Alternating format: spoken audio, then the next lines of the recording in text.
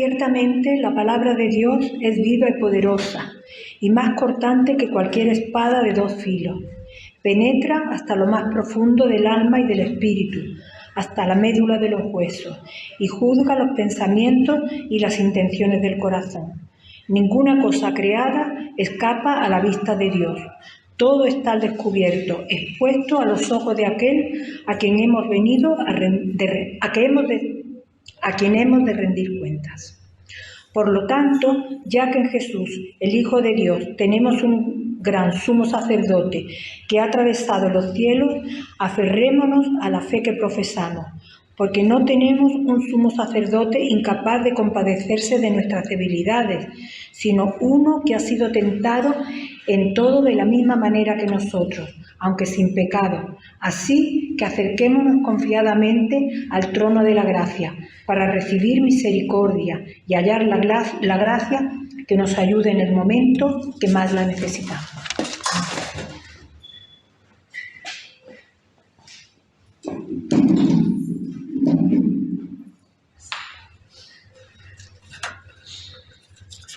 El domingo pasado estuvimos viendo aquello, también en Hebreos, de que Dios habló a los antiguos a través de los profetas. Pero hay un antes y un después. Ahora, en los postreros días, en los últimos tiempos, los días finales, Dios nos ha hablado por Él mismo, es decir, a través de su Hijo Jesucristo. Como tantas veces repetimos, Jesús es el Logos, palabra de Dios, que viene a nosotros para decirnos quién es realmente Dios y también para ejecutar ese acto redentor que toma esta existencia rota, caída, para elevarla a lo que Dios la ha llamado a ser realmente. Pero en tanto que palabra de Dios, Jesús es ese Logos, palabra que permanece para siempre.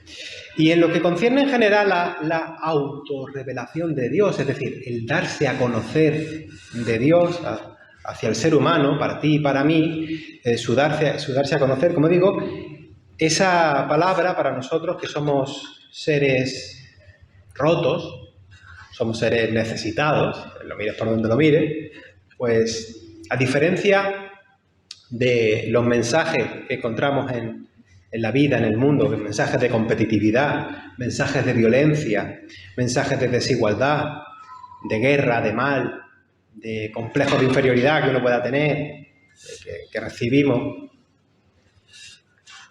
o a diferencia de lo que uno también recibe en el mundo, que son pues, enfermedades, la vejez misma, que tarde o temprano llega, conflictos todo el tiempo, desánimo, traiciones, pérdida de seres queridos, pérdida de otras cosas también, injusticia.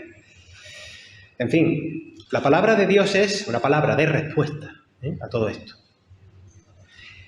Palabra que es definitivamente viva y tiene la cualidad de ser poderosa, decía esta versión. La Reina Valera dice eficaz.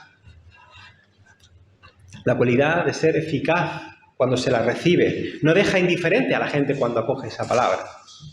La palabra de Dios nos cambia. En su efecto, nos da la vuelta, nos restituye, nos da una comprensión nueva de quiénes somos, de la vida, de cómo vivirla también. Es una palabra que nos sitúa como un faro. Y es una palabra que es redentora, que es salvadora. Y en ella, en la palabra me refiero, nos da comprensión de lo que es una manera errada, equivocada de vivir. Pero también nos muestra que somos seres contradictorios. En el día a día, vaya. Y penetra, dice el texto, como una espada de 2 filos. Imagínate, penetra en nosotros como un bisturí, ¿no?, de los que usan los cirujanos para extirpar lo que está enfermo en nosotros. Penetra en lo íntimo y discierne entre pensamientos, los sentimientos y las intenciones del corazón. Hace un diagnóstico de nuestra situación y pone en evidencia, ¿no?, señala la necesidad de que nuestro médico nos trate, y me refiero al Señor. Esa palabra trae a nuestras vidas juicio. Pero pensémoslo bien, un juicio que bendice cuando se lo toma en cuenta, pero que cuando se desoye el consejo nos deja en una situación vergonzosa cuando nos vemos luego nadando en las consecuencias, ¿no? De haber desoído esa voz, ¿no? De haber desatendido la palabra. Al fin y al cabo, la palabra produce efecto tanto si se la oye y se la atiende y se la pone en práctica, como si se la ignora, porque no vuelve vacía, ¿no? Como se dice en otro sitio.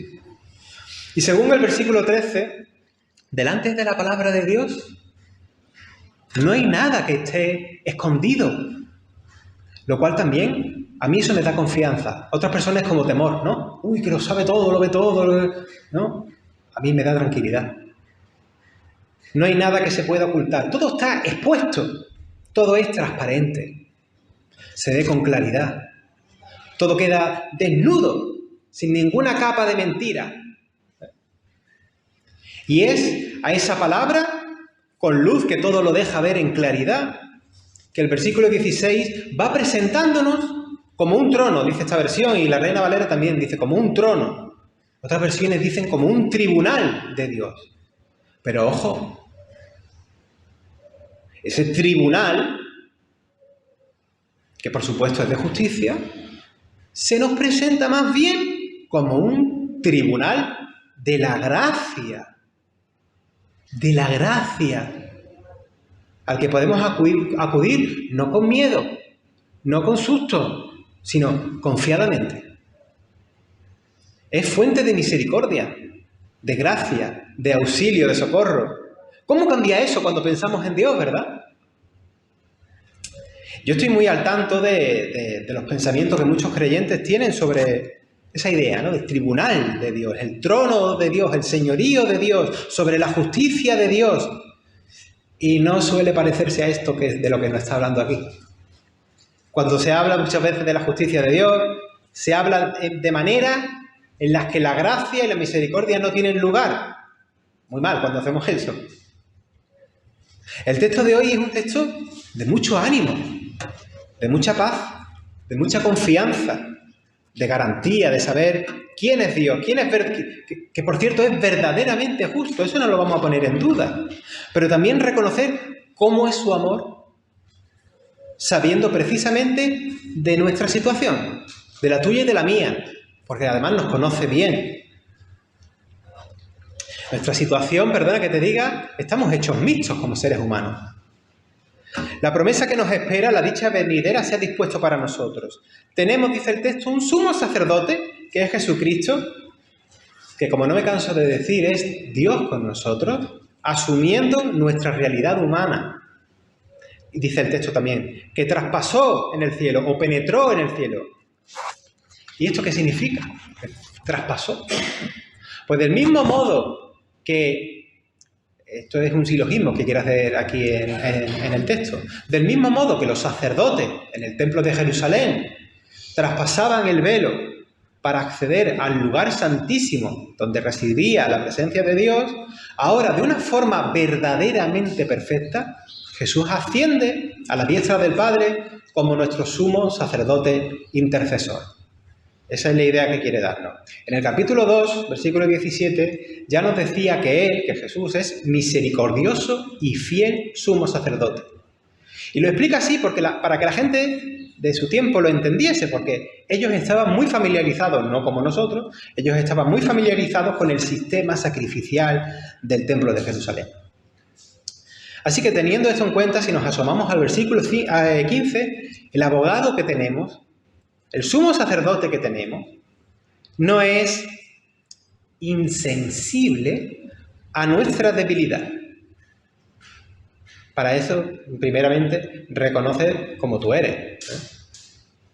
Dice que puede compadecerse de nuestra debilidad, de nuestra naturaleza pecadora. ¿Por qué?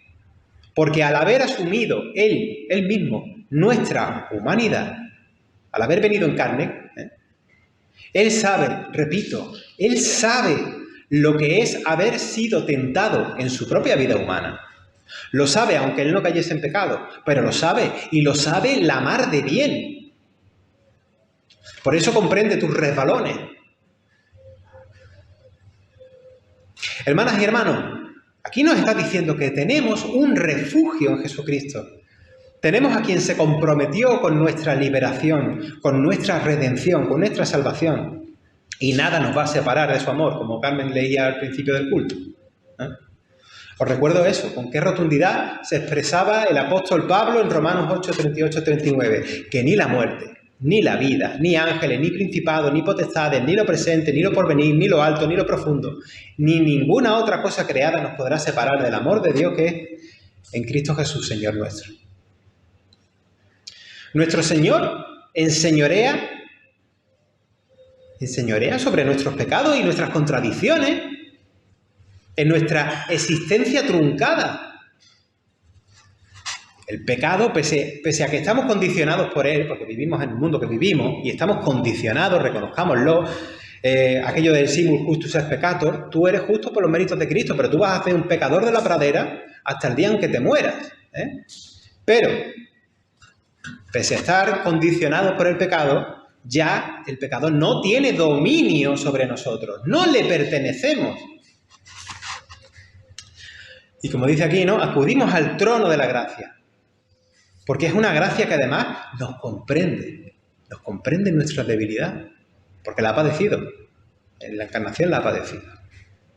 Porque no tenemos un sumo sacerdote que no pueda compadecerse de nuestras debilidades, al revés. Lo que tenemos es precisamente un sumo sacerdote que fue tentado en todo. ¿O es que tenéis otra versión? En todo. Según nuestra semejanza. Porque asumió nuestra humanidad. Él triunfó. Nosotros, por la verdad que caemos, Él triunfó. Hemos visto que la palabra de Dios es viva y eficaz, ¿no? Pero su eficacia no es solo para hacernos ver qué situación es la nuestra. Su eficacia no es solo para ponernos fe en el corazón y saber que hay un Dios que nos ama. Su eficacia no es solo en el sentido de ser una palabra que revela y comunica. Su eficacia está también en que es palabra salvadora para esta existencia que parece, como hemos estado orando antes, sabiendo el mundo en el que vivimos, que parece que esto no tiene salvación. La naturaleza cada vez va peor, la creación, y miramos a lo humano y estamos haciendo guerras nuevas todos los días.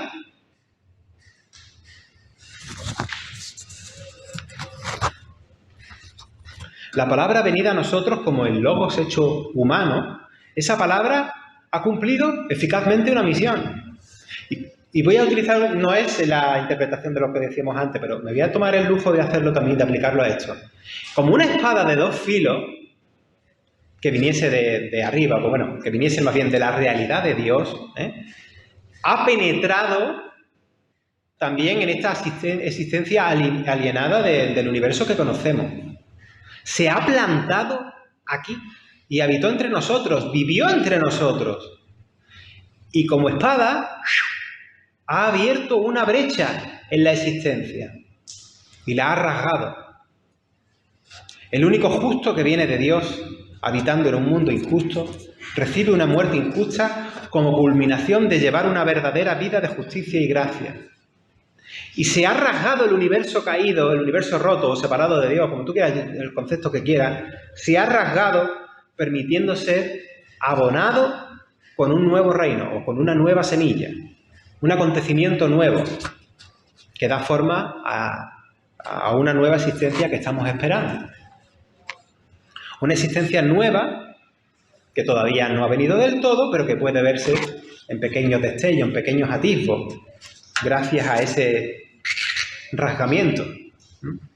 Cuando de verdad vemos ese gozo del Espíritu Santo, cuando vemos actos sanadores en la gente, actos de justicia de verdad, que se aplican, que termina sanando, cuando vemos paz en vez de alimentar la espiral de la guerra y de la violencia, cuando vemos acogida e inclusión, cuando vemos ese perdón y se aplica ese perdón, que no es un perdón de boquilla, sino que vemos que luego al final restituye una situación, de verdad, genuinamente, ahí vemos el reino de Dios. Cuando vemos relaciones nuevas, vamos a decir primeramente, entre los que tenemos el Espíritu Santo, y vemos relaciones nuevas, de una nueva sociedad que germina entre nosotros, pero que no solamente entre nosotros, sino luego hacia el mundo, hacia afuera. Ahí vamos viendo el reino de Dios. Y más caso, porque esto no se agota. Ahora que me encantaría que todos pudiéramos ser sensibles al actuar de Dios y su reino, no solamente en la iglesia, sino fuera. Fuera. Cuando vemos a alguien que ayuda a alguien que no sé qué, y a lo mejor es un ateo, o es no sé qué, pero que seamos sensibles a distinguir el obrar de Dios fuera de la iglesia. La palabra ha sido eficaz para nuestra vida, pero la palabra ha sido eficaz también para la creación entera, para la creación misma, aunque nos toque esperar, ¿eh? Pero esperamos con alegría. Y no esperamos de brazos cruzados, esperamos haciendo actos de justicia, esperamos haciendo actos pacificadores también, actos sanadores. El reino está llegando. Soli Deo Gloria.